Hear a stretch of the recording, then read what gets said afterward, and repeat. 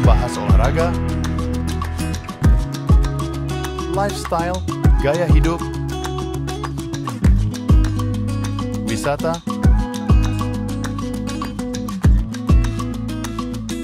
budaya,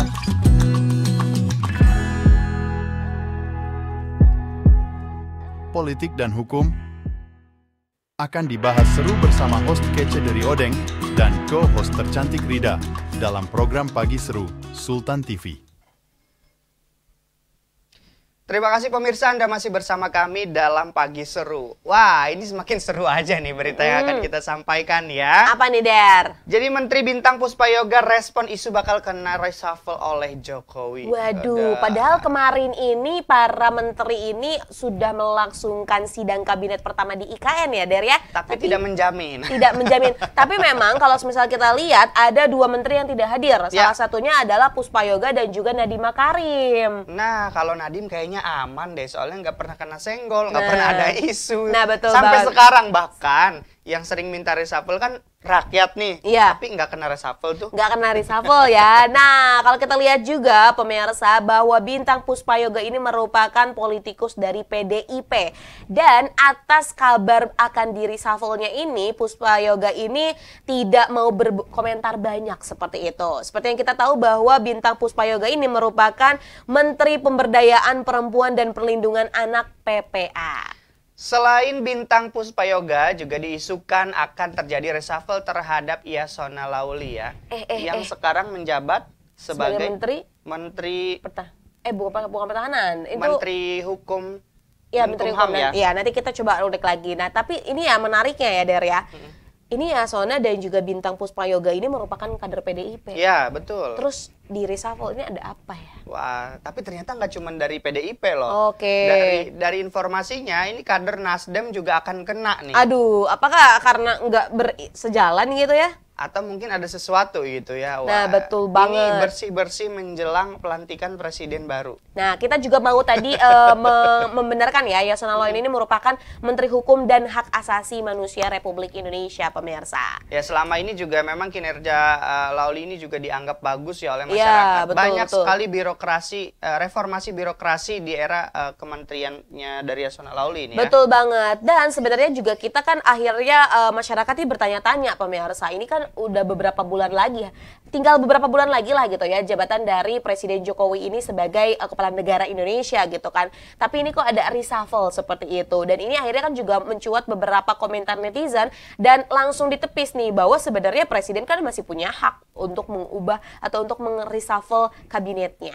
Lah, ini juga yang menurut aku ya Rida jadi alasan kenapa para pelajar di Indonesia tidak hafal dengan nama-nama menteri di era-era sekarang nih.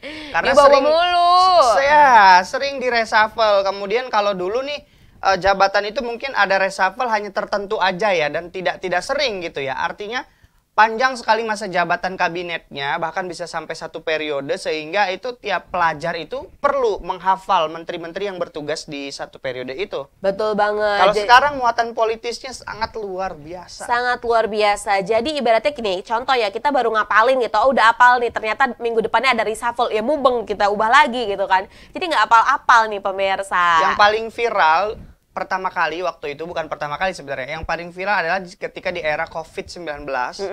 Rida masih ingat mungkin statement dari Dr. Terawan, Menkes pada saat itu, yang mengatakan kita nggak perlu pakai masker, yang pakai masker itu orang sakit. Nggak lama setelah itu di reshuffle. Nah, bener banget. Jadi emang kayak sekarang kan emang zaman digitalisasinya makin maju ya gitu kan. Sebagai salah satu menteri ataupun yang bekerja di lembaga pemerintahan, memang kudu hati-hati dengan lisannya kayak gitu.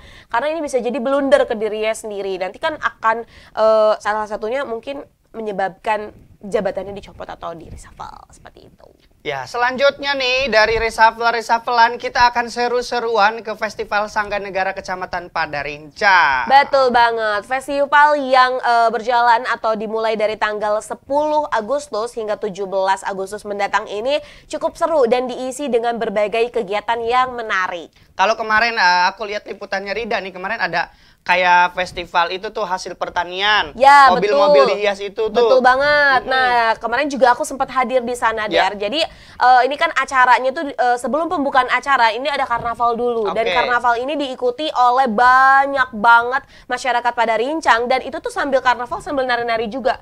Hebatnya ya Der ya, kalau menurutku yang patut disorot adalah bagaimana kemauan dari masyarakatnya sendiri untuk turut serta. Ini ibu-ibu gitu kan, itu dengan menari itu sekitar penarinya ada sekitar 1.200 orang. Nah, wow, yang jadi pikiran nih ya, bukan pikiran ya sebenarnya. Pertanyaan gitu ya. Iya, pertanyaan dan yang bikin kita amazed adalah pada saat momen persiapannya sih. Betul banget, ini nggak kebayang gitu kan bagaimana cara mengondisikan 1.200 orang. Dan kalau aku lihat ya Dera, sebenarnya ini lebih dari 1.200 orang sih. Jadi ada yang menari biasa saja, ada yang menari kolosal. Nah, yang menari kolosal ini memang diikuti oleh para siswa-siswa dari sekolah-sekolah yang ada di Kecamatan Padarincang tersebut. Ada nari, ada yang kolosal, salah satunya ada pencak silat, ada juga tari beas maur, Der. Jadi banyak banget, dan ini memang mengisyaratkan salah satunya terkait dengan kayaknya akan pertanian di Padarincang.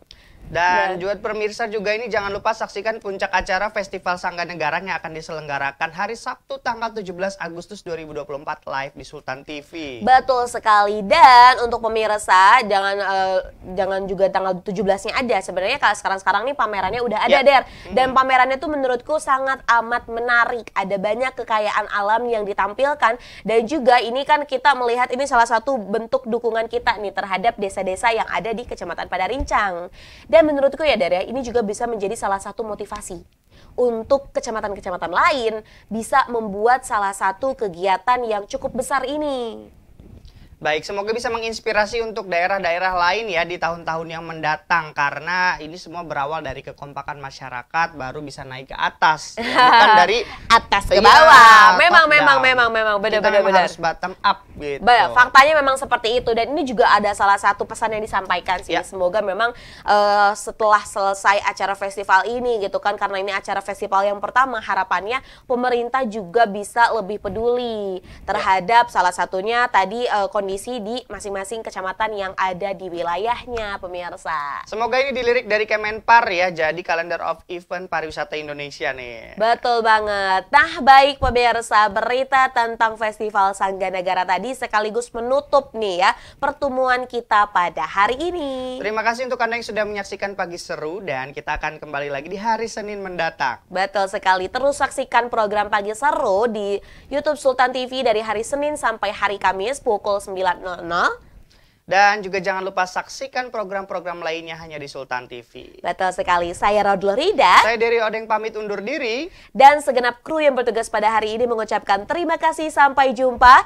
Wassalamualaikum warahmatullahi wabarakatuh. Membahas olahraga, lifestyle, gaya hidup, wisata,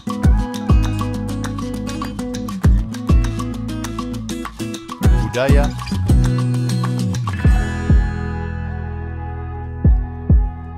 politik dan hukum akan dibahas seru bersama host kece dari Odeng dan co-host tercantik Rida dalam program Pagi Seru Sultan TV.